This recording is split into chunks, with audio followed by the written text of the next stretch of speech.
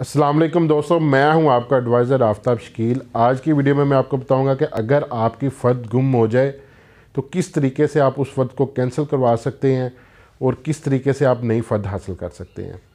अगर आपकी फ़र्द गुम हो गई है तो आपने अपने मुतल्लिका इलाका के पुलिस स्टेशन जाना है, जहाँ के आपने एक वहाँ पे FIR जो है वो रजिस्टर करवानी है।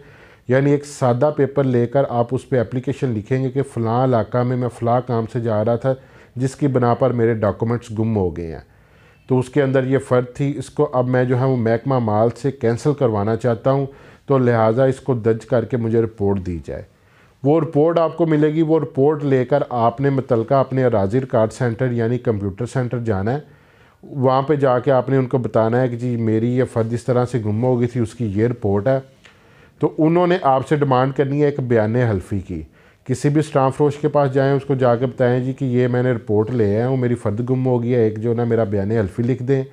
वो दोनों चीज़ें लेके आपने राज़ी रिकॉर्ड सेंटर के स्कैनिंग वाले लड़के के पास जाना है। वहाँ पे जाके उसकी स्कैनिंग करवा के मुतल्लिका इंचार्ज के पास आपने जाना है। जाके वहाँ से आपने उस फ़र्द को कैंसिल करवा देना है।